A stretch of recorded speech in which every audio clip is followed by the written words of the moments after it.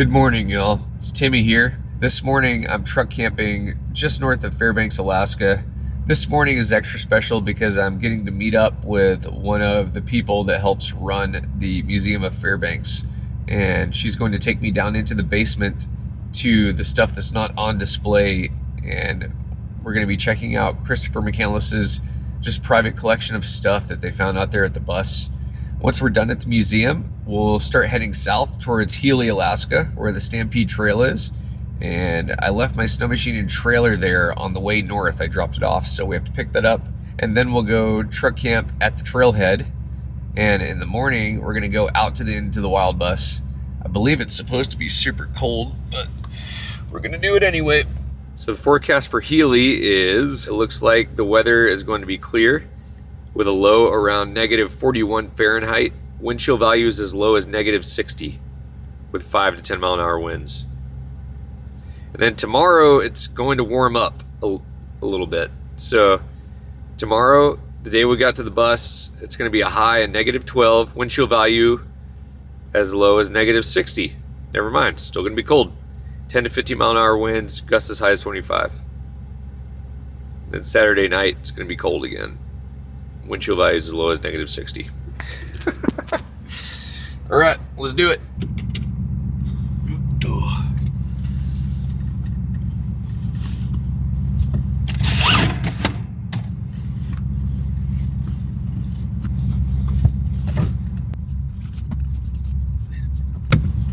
That's how I make my bed.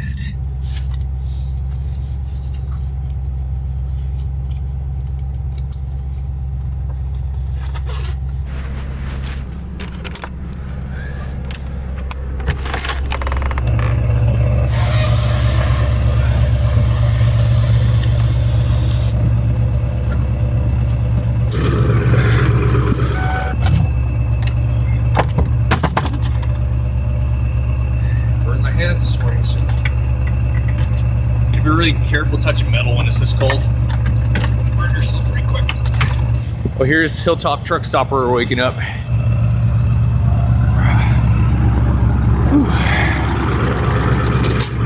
Tune the idle down on the hydro chip. I'd say I burned about 1/3 of a tank of diesel last night idling all night. What's crazy is at this point, this truck has been running for just over 5 days straight. It's pretty wild. I literally haven't shut it off for 5 days. Rolling. All right, there's Fairbanks down there in the ice fog as per usual. Continue on Johansson Expressway for. So we're rolling up to the museum up here in Fairbanks. It's on the UAF campus, University of Fairbanks campus. So we're gonna go in there and check out the collection of Chris's stuff. It'd be pretty neat. Awesome, there's a museum. It's so cool looking. All right, guys, this is it. Let's go ahead inside of the museum back here, and we're gonna meet up with Angie, and she's gonna take us on a tour of Christopher McCandless's belongings that aren't on display. It's gonna be pretty cool.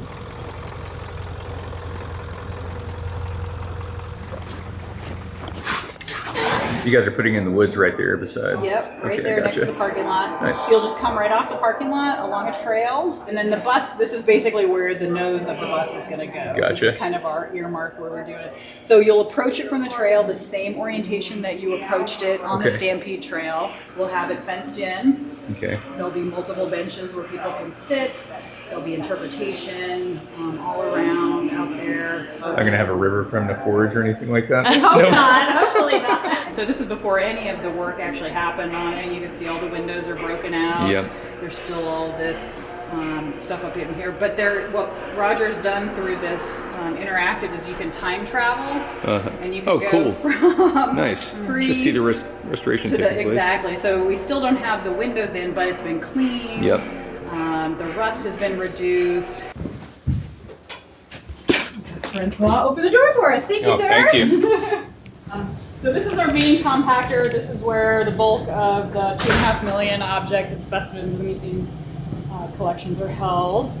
Because it's just going to get moved, out to the bus as soon as we have that space available. So these things, even though they're, in their little archival boxes now, most of these are going to get actually put back into the bus for the exhibit. More camping gear, boots, sleeping pads. But a lot of this was camping gear, emergency supplies, things that people left for other hikers. That Yeah, exactly. They've been out there for a while. Exactly. Sample. I wonder if some people that went out to the bus before left some of these pots are recognized, like, hey, that's Fred's, that was my pot, you know? And, you know, we're really interested in getting those personal stories. Yep. You know, that's part of what our job is, to help kind of keep track of all those stories too. Cotton collection.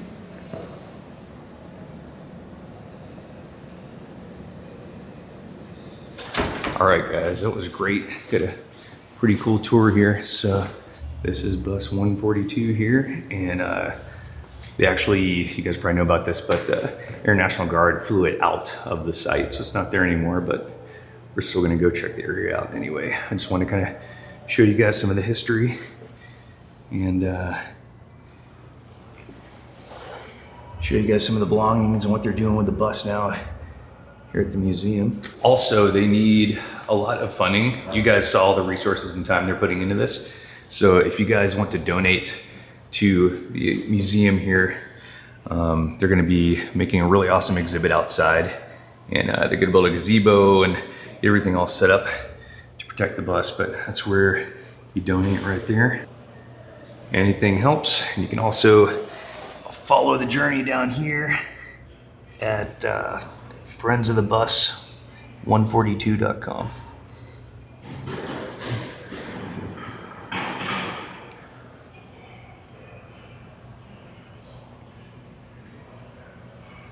On that note, it's time to head towards Stampede Road. Let's do it. I wish it was warmer, but sometimes you just gotta deal with it.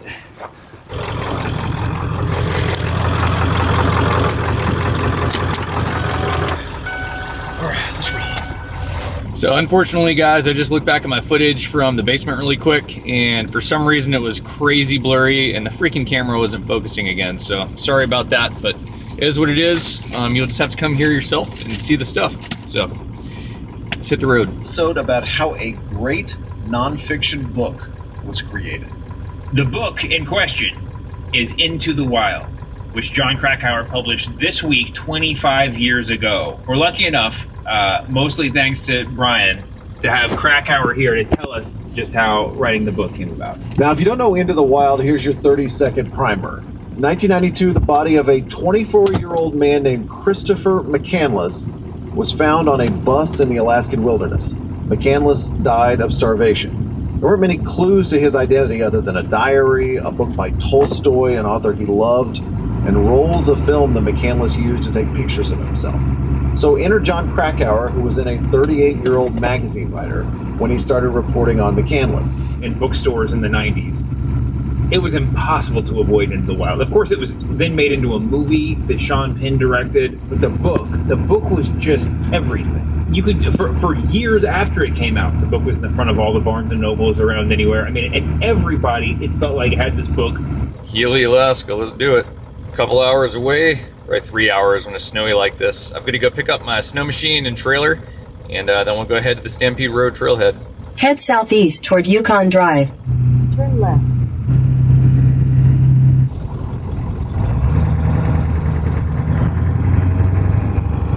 It's so cool you can ride snow machines in Fairbanks. Look at all the snow machine tracks. Christopher McCandless is somebody who vanished. He graduated from college in Atlanta. He got into his car. He drove away, and he never contacted his family again. He wound up ditching the car, burning his money. He did odd jobs. And so what Krakauer had to do was go and recreate the life of somebody who was literally off the grid. Remember, this is 1992. No Instagram, no Twitter, none of those things that we use to find people now, or sort of, figure out what they were doing in a moment in time. Above all the other things he'd written, this felt like a story that he really had to tell.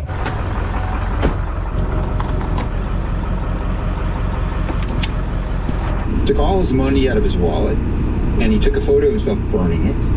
He got rid of all his IDs. He took the plates off. He documented all this in photos. This is how we know this. He took the plates off the car and hid them. He buried a bunch of stuff in the desert. He had and then he set off on foot hitchhiking, working for people up and down the coast, South Dakota. He went all over the place. I retraced his steps. I found the last campsite he had from matching his photos. It was a lot of work. Along the highway between Fairbanks and where he's in the Stampede Trail. And I found, I walked in the bookstore, and there was the postcard he bought and sent to Wayne Westerberg saying, "I now walk into the wild. If you don't hear from me now, I want you to know you were a great man. If I don't survive this." I just turned around really quick. I was passing a pullout up here, and it looks like he went off in the ditch, and not bad, but right as I was passing, I saw him try to drive out of the ditch and got into it even worse. So I'm gonna go up here and see if they need help, since I got a winch in this thing. See if we can help these guys out.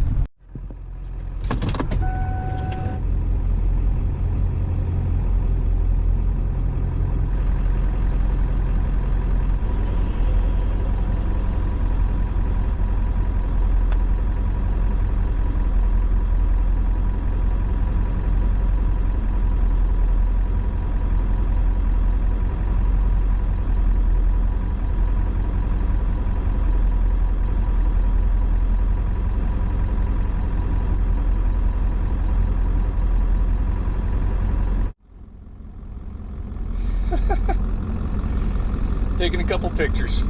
That's one good thing about Alaska. When stuff goes down like that, everyone just like rushes to help. It's pretty cool. So it just feels like there's a tight-knit community up here, whether you know the people or not. It's a cool place to live. Woo. So lots of people read Into the Wild, and then they venture out into the wilderness to visit this bus that Chris McCandless lived on. In 2019, a hiker actually died in the river that McCandless was turned back by in the book. So last summer, the Alaska Army National Guard finally decides to move the bus to an undisclosed location. What did you make of that decision? I understood it. I was very ambivalent. In recent years, the local Healy, this little village by the start of the Stampede Trail, they were doing 3 rescues a summer. 2 people ended up dying trying to get to the bus. It was a drain on resources, and now we've been raising money to restore the bus. So a museum in Fairbanks has the bus now, and they're restoring it, and they promised Corrine, she's been on it, if you just leave it outside, it'll be vandalizing. Alaskans hate Chris, and they acknowledge that, so they say they're going to restore it and protect it and make it so people can go to the actual bus where he died and, pay their respects or whatever. And so that seems like a compromise to me. I mean, it's not the same. And I'm sure some people will go to the site where he died, and that's cool. There won't be the throngs. There won't be the Instagrammable bus there. So I think it was a good compromise for an unfortunate situation. All that said, was it hard to just stop writing books? No. You could put a gun to my head, and I would just say, shoot, I'm not going to hurt anybody. John Krakauer, thank you so much for coming on the Press Box. My pleasure. Well, guys, that was pretty cool listening to that podcast and just getting a little bit of background filler on the story. I've read Into the Wild probably, I'd say 3 or 4 times, and watched the movie. I've lost count. It's one of my favorite books. I can see the rationality behind people thinking he's crazy, but there's a lot more to life than being rational, and that's exactly why we're going out here right now. That's all I'm gonna say. Personally, I'm inspired and intrigued by Chris's journey because I feel I'm the same way. I just love not knowing what's around the next bend, and it just makes you feel like a kid living like that. So we're on our way there right now.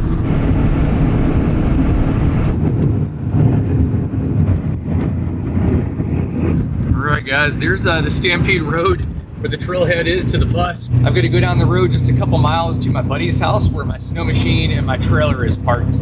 I just did a drive up to the Arctic Ocean, or attempted to, and I ditched my trailer and snow machine up here so I didn't have to tow it all the way north. So we're gonna go pick that up really quick. And while we're at it, I'll stop at the 49th State Brewing in Healy. They're closed down right now, but they have a replica bus right outside, so we'll go show you what that looks like really quick. Then we're gonna go truck camping at the Stampede Trailhead, where we're gonna start the journey tomorrow. We're in the town of Healy. It ain't big, but it's a beautiful place. Sweet, there she is. Sled's still on it and everything. All right, let's go get turned around and hook it up. Looks like it snowed a little bit while I was gone.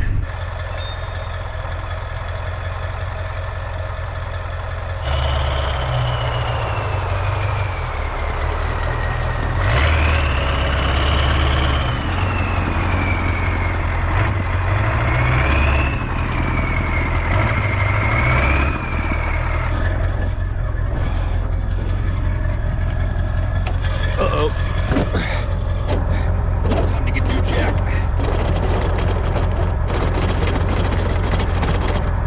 No way. My jack's broken.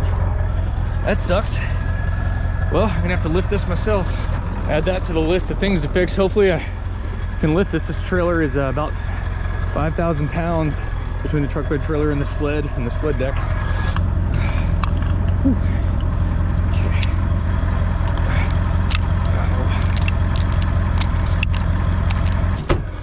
Whoa, someone left a bag? What? No way.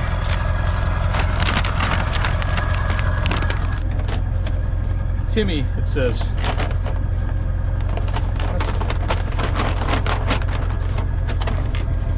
Hey Timmy, just a small gift to show our appreciation for your show. Thank you, sincerely, Alicia, Matt, Ben and Joe Schaefer. Cool. Well shucks, we're gonna open that right now. Ooh, I should probably put a jacket on. It's about -40 here right now. Pretty chilly. That's really thoughtful of them. It's cool.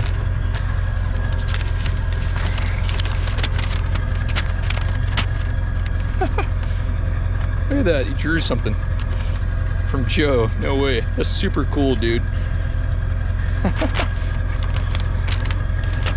Absolutely love your show. Keep up the great work. Very cool. Oh, no way. How cool is that? No freaking way. Are you serious? They made me some stained glass bull horns. Those are like the symbol for my channel right there. That is super cool. Okay, thank you guys, it's rad. That might be the coolest gift I've ever gotten. That's super rad. That's awesome. All right, it made me forget about what I'm about to have to do here. Here goes nothing.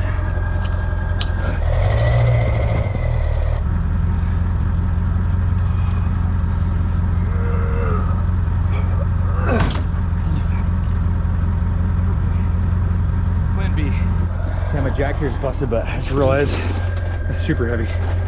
I've got a floor jack here.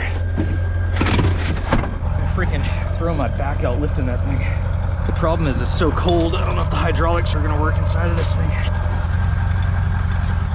Come on, baby, please work. Please work. Ugh, it might be too cold to use the hydraulics on it. So these jacks are full of oil, and the oil gets thick and cold, and it doesn't really flow through the little cylinder as well as it should, but it's going. Super close.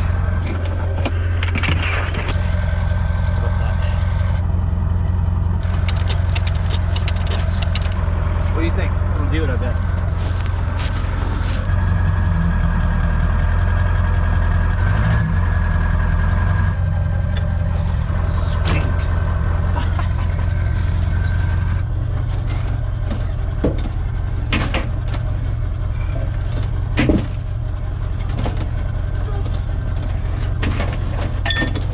That, my friends, is why you try to prepare for everything.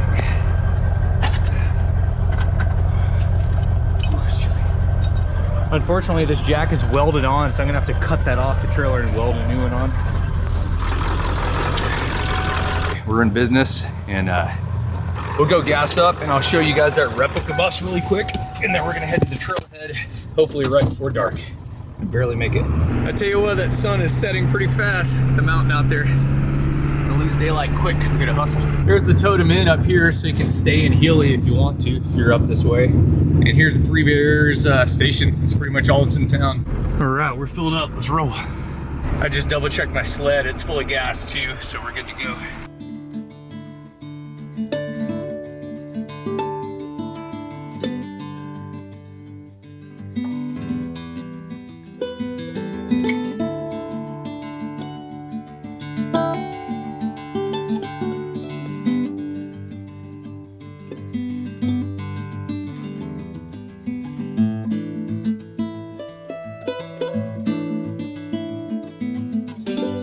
Well guys, we're here in the Napa parking lot right beside 49th State Brewing, and that is where the replica bus is held right there. They also have really good live music in the summer. Our band, the Shoot Dangs, played there like 10 years ago. It's been forever. Talk about perfect timing. It's like probably 15 or 20 minutes till dark. We have just enough time to get out Stampede Road to the trailhead and get our camping spot for the night.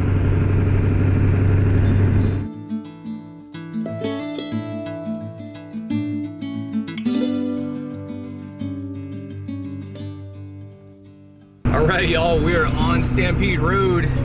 This is it. We're gonna cruise up to the trailhead, get a good camping spot, and get some dinner going. And then I'll just tell you guys a little bit about the adventure we're gonna be going on in the morning.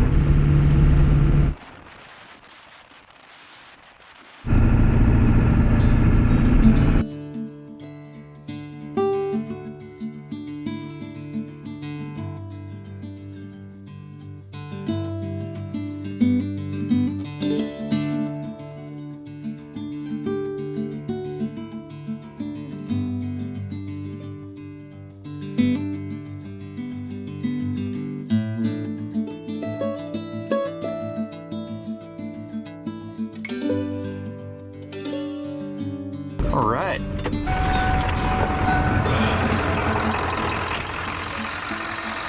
This is it. Home sweet home for the night. It's negative 45 right now, so I'm gonna leave the truck running all night. I haven't shut the truck off the entire trip up to the Arctic Ocean, so the truck has been running for 6 days straight, starting tomorrow morning. It's been going 5.5 days so far. Got a good engine though. It's freezing out, so I'm gonna get camp set up. Chip tuned down. I'll show you guys how I set up camp.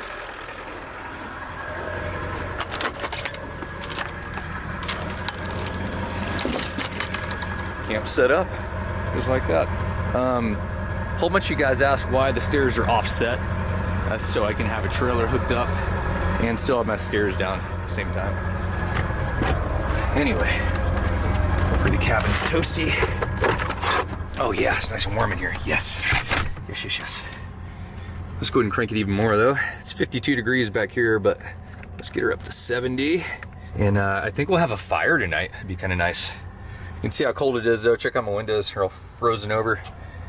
Except for the side ones. My side windows are double panel insulated, so those are holding up. I'll tell you one thing I am gonna do, since the sun was just out all day, this is basically as warm as it's gonna be. It's gonna be really cold tomorrow morning. So I'm gonna go ahead and try to start my Snowmachine right now and let it get nice and hot, and then shut it down just so it's like not quite as frozen tomorrow, even though it will be. I haven't fired the sled up in a week, and it's been crazy cold this week, so let's do it, see if she starts. It looks like a Ski-Doo, but it's a Lynx. Lynx is the company that makes it. It's a Lynx Boondocker. Awesome Snowmachine. I really trust it, but I am gonna bring cross-country skis and just like another way to get back out the trail if anything happens. And then of course, survival gear.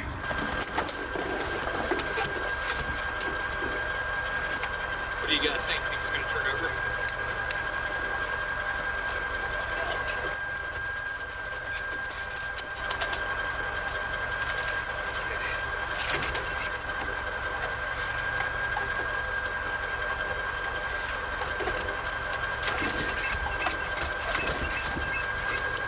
She's cold.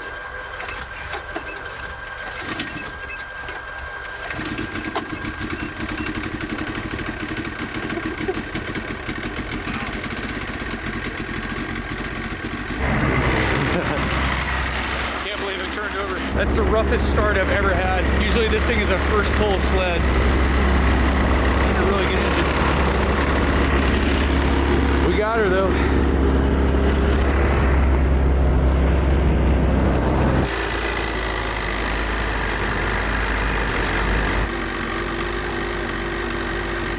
Man, I'm excited for tomorrow. It's time to get a fire going, and I'm out of kindling, so we're gonna go split some really quick.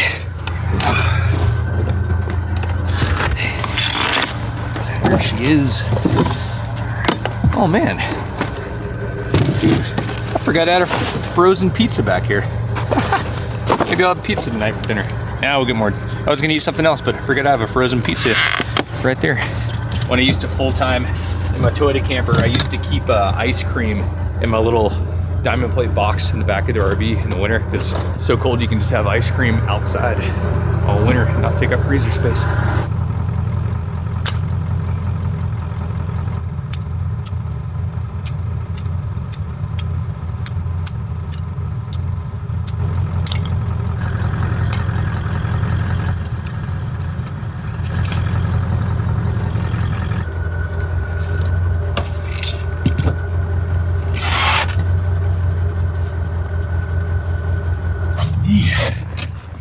Okay. Holy. All right, got some kindling. Let's get a fire going. All right.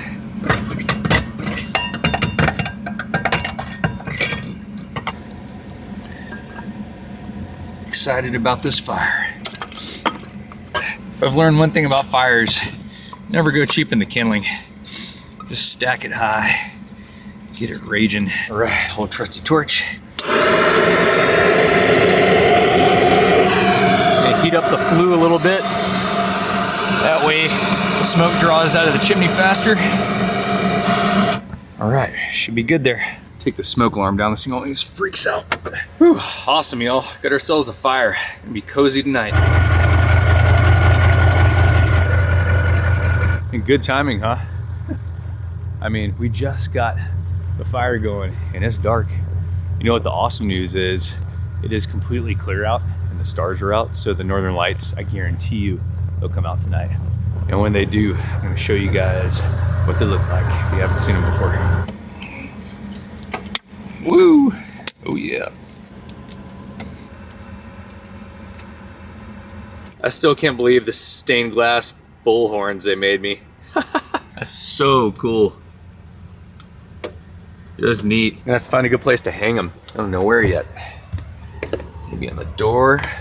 Maybe do the door or something. It'd be kind of cool. I mean, a window would be really ideal, obviously, but I can't have it swinging around. I'll have to find a good way to mount it. Really neat, though. All right, guys.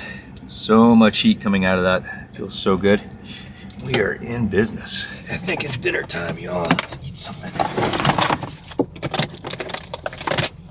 Fire up my oven here. You guys can tell I've got some projects I need to take care of, including remounting the oven that keeps breaking free. Okay. Oh, there we go again. And it is getting toasty in here with this wood stove. Open up my vent up here. So one thing I love about wood heat is like my diesel heater, like it leaves windows like that all the time, but look at the wood stove. Totally baked out that window right there. It's starting to bake this one out. So we're gonna get rid of all the, yeah, look at these. It's cleaning these out too. It's a good wood stove, super dry heat. It's getting the gear dry. On tonight's menu, bacon jalapeno cream cheese poppers and a whole bunch of stuffed mushrooms. Going into the oven. Timmy ain't cooking tonight. I'll give those about 20 minutes. We'll have a good dinner there. You guys want to see something crazy? It's so cold outside that if I throw a pot of water up in the air, it will actually evaporate before it hits the ground right now. It's that cold. Check this out.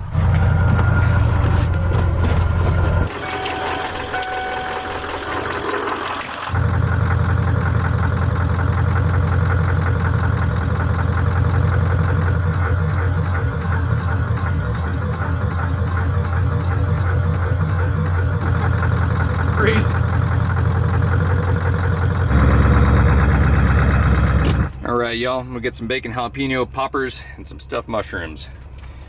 And a nice little fire. Bon appetit. Beautiful night. Hopefully the northern lights start popping here soon. There's the Big Dipper right there. And the North Star right there. These are probably going to be piping hot.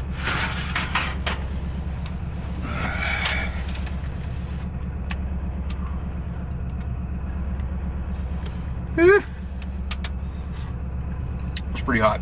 I'm so hungry though. I'll let them cool down. It's gonna be good.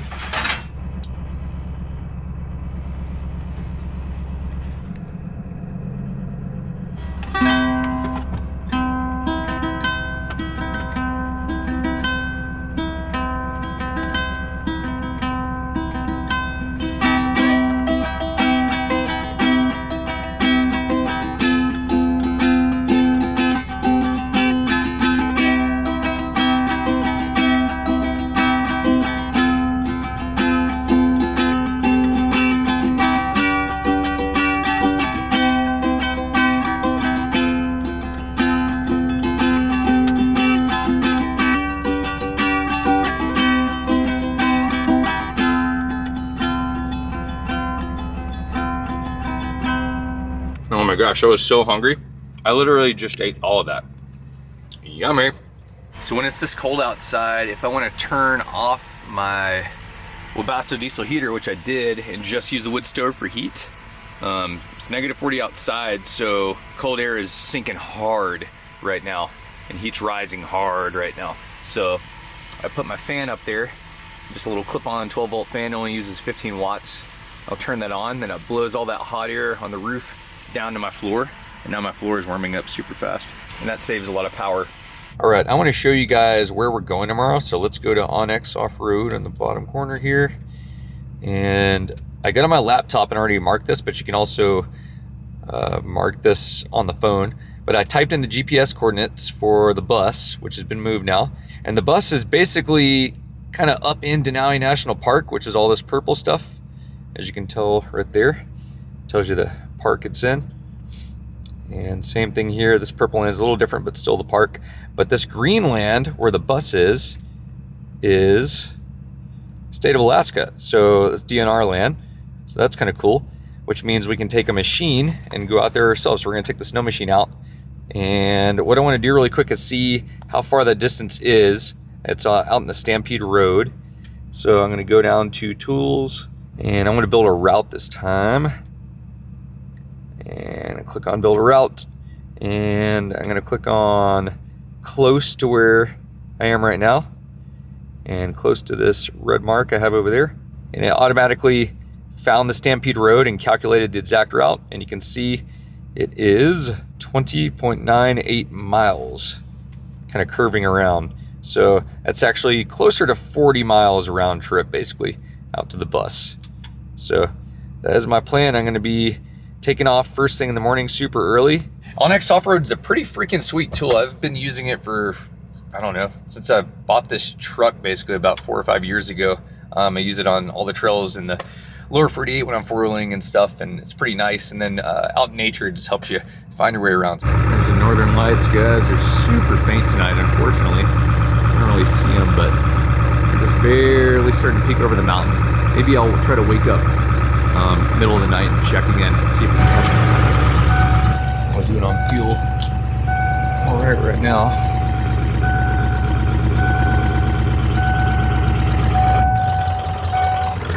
So if you guys notice, I turned the fan off really quick, and check this out. The roof, up near the roof, is 94 degrees in here. So let's figure this out really quick.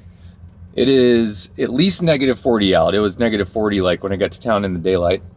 And it's 94 degrees in here. That's totally insane. There is a 134 degree temperature difference between inside this camper and outside that door. That's just insane. Anyway, we got a really big day tomorrow, and I should probably go to bed and get a nice early start. So see you guys in the morning. In case you guys are wondering, that's why I put that piece of glass right there. Not only so I can see the fire, but so my feet can't go down and touch the wood stove and start melting my blankets. We'll catch you guys in the morning here.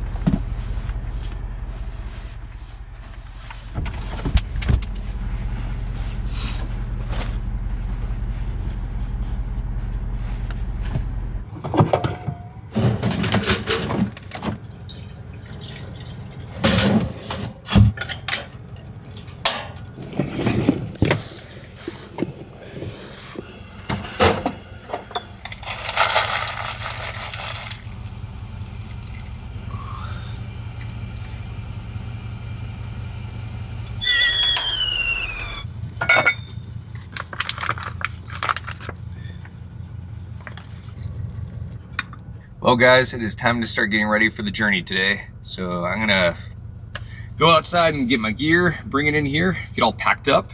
And then we get to unload the Snowmachine, warm it up, and we're gonna be on our way. Let's do it. Also, we're gonna throw some water up in the air and I'll show you guys how cold it still is.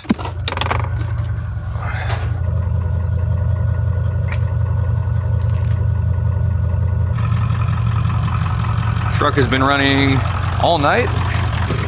That's insane. So the truck has been running just over 6 days now, like 6 days and 4 hours.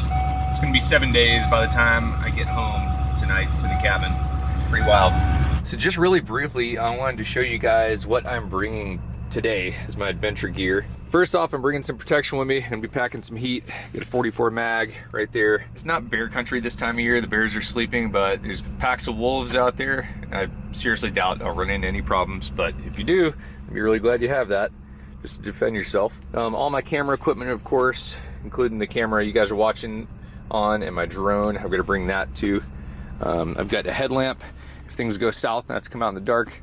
A couple lighters. I've got a torch so I can start a fire pretty easy, or just warm up parts of the Snowmachine if it fails. Got some food and water, a whole bunch of extra rounds, warm gear, extra jackets, a sleeping bag. This isn't a crazy warm bag, it's a 0-degree bag, but it's warm enough to keep you alive. I'm bringing an inReach, so if anything happens where I break down or if something really nuts happens, there's no cell service back there, but this is a satellite texting device so I can reach out for help if I need to. So I always bring that in my solo adventures just to it's a little extra peace of mind. You don't want to rely on it, but it's there for you. And then just a really good pack. I use Hyperlight packs. They're freaking great. I've had this pack for like, I don't even know now, probably almost 16 or 17 years since the company came out, but it's been pretty good. Anyway, we're gonna get packed up and change, then we'll go get the sled off.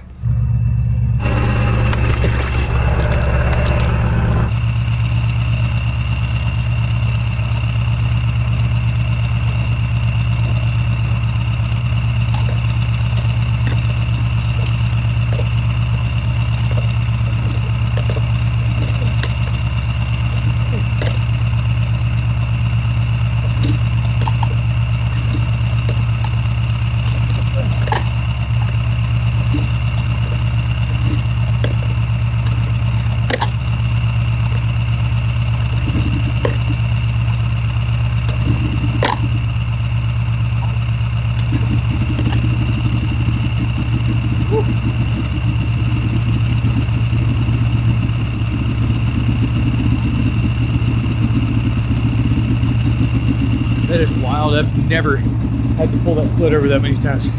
It's cold out.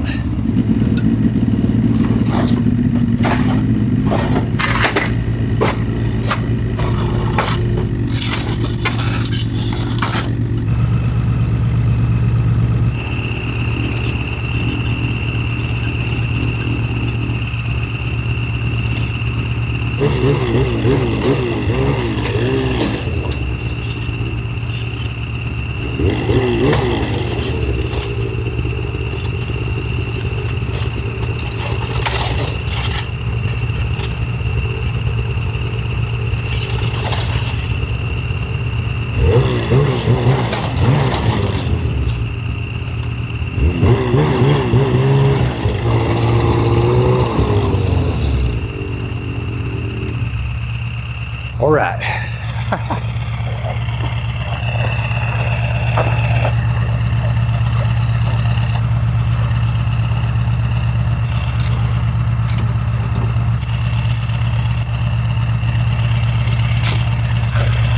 All right, y'all, we're all locked and loaded.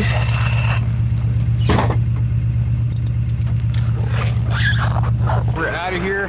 Looks like I used about 2/3 a tank of diesel last night. I'm gonna leave it running all day, so switch it over to my front tank. We're gonna leave her running all day, so let's roll.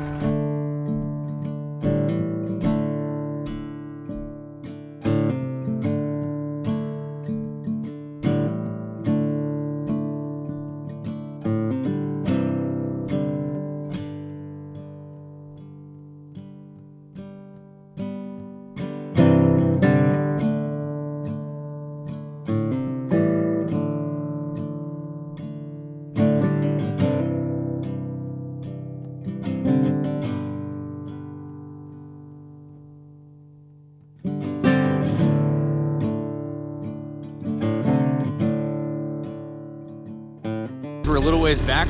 It's so cold that the cameras aren't working, the drone's not working, my other camera, it's freezing the shutter. So my GoPro, I'm keeping in my pocket as much as I can, but we're cruising back.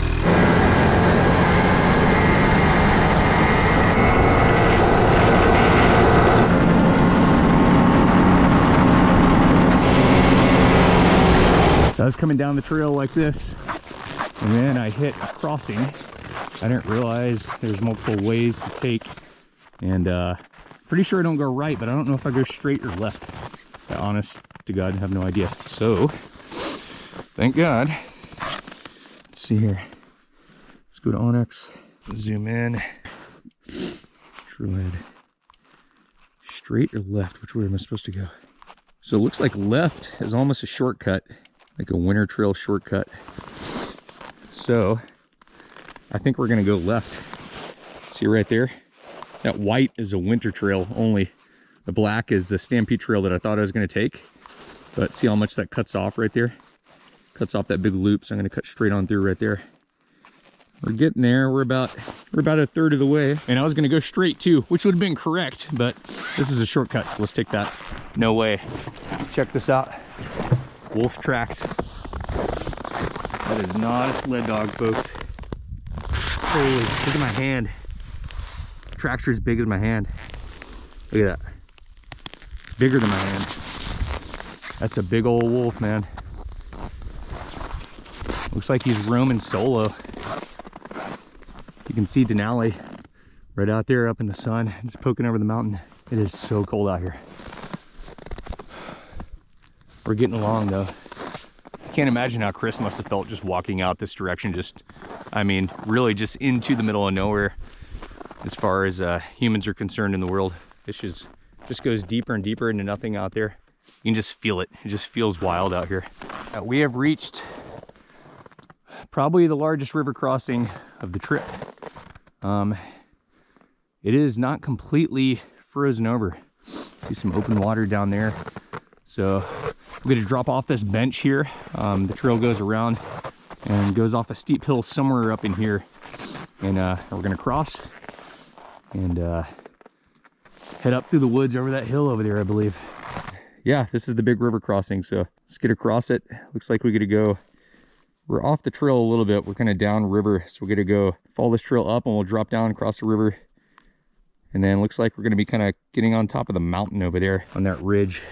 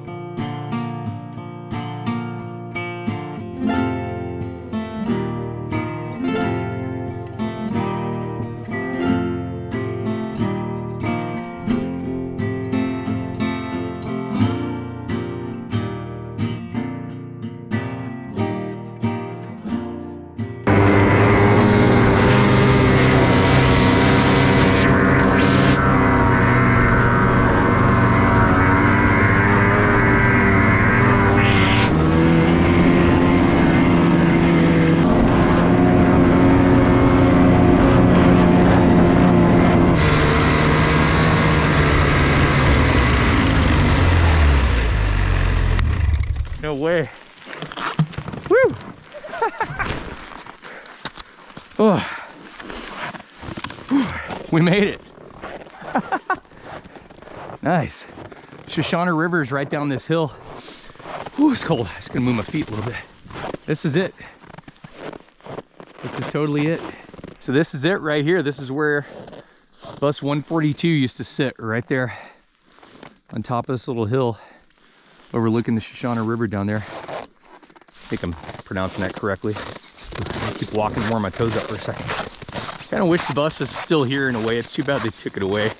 It was just costing search and rescue too many resources to come save people when they hiked out here and got into trouble. Old burn barrel is still there. Let's cook some lunch really quick. We really need like a dead spruce tree right now. Let's walk down the hill towards the river, see if we can find something. I didn't really stop to film as much as I wanted to because number one, it's just freaking cold and the cameras aren't working. And I wanted to save some battery for out here. But I tell you what, man, in the woods, I ran across a whole bunch of wolf tracks. There's like a big pack out here somewhere. This ice overflow through the river. Whew. Oh yeah, here's the river. Look at it, it's all frozen solid. So this is the Shoshana River.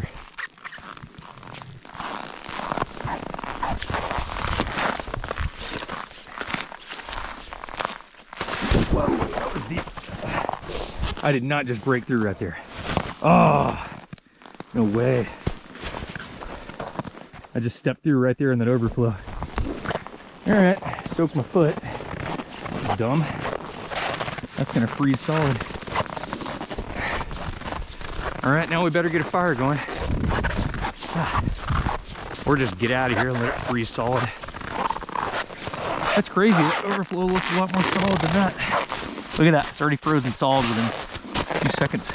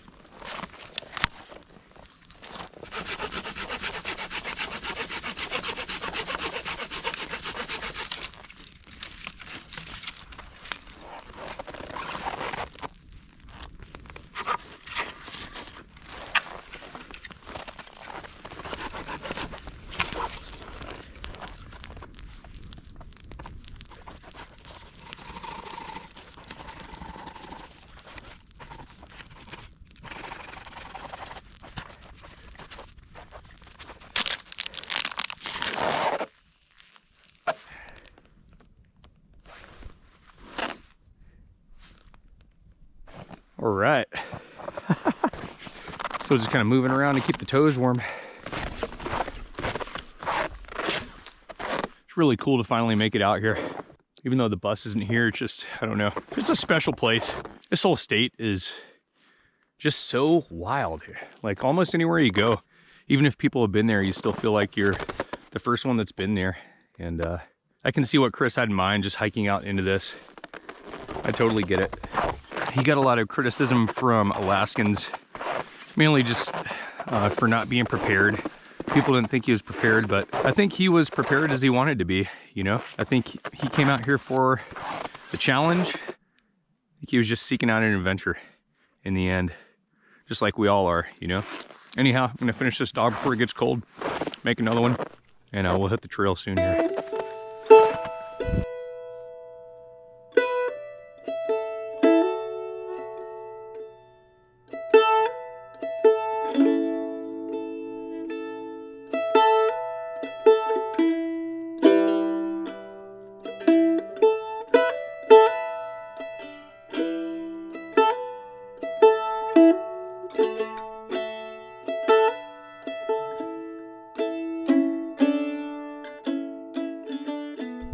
Stampede Trail. Sorry, this is probably really blurry. Yeah, we're right there. Look at that. There's the bus back in the day before they moved it. Right behind us there. Pretty cool. So I want to start up the Snowmachine and see how far back this is. I'm curious.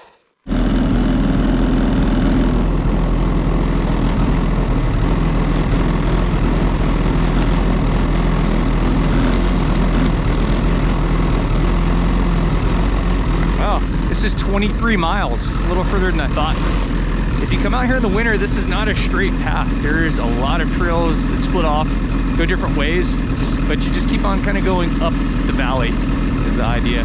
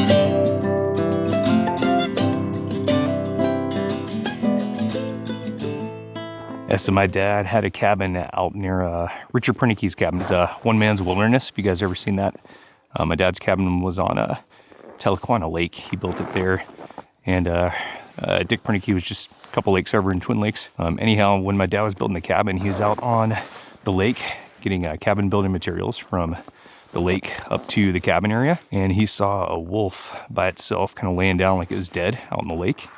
And he cruised over there in the Snowmachine, and then the wolf sprang up, and he turned around and saw the whole pack of wolves running at him. And he just took off in the sled and got away.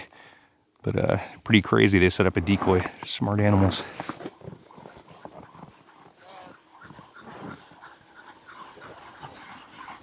Y'all good? Morning. Oh yeah. It's out for a cruise. How about you guys? Good. Beautiful day. Morning.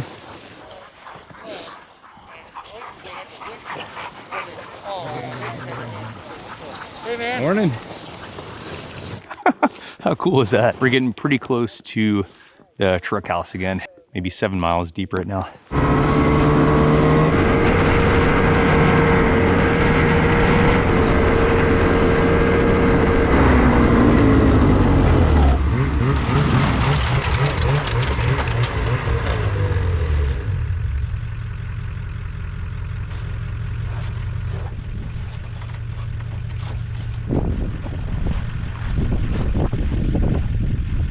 All right, guys, made it back. Poor truck, been running 6.5 days now. I'm gonna get all packed up and start hitting the road back south to the cabin. Anyway, that was awesome. That was a great adventure, and hope you guys enjoyed it. If you guys did enjoy the video, make sure to smash the like button down there and subscribe to the channel if you want to see more adventures. I try to do a new video at least every week, so see you on the next one, guys. Peace, y'all.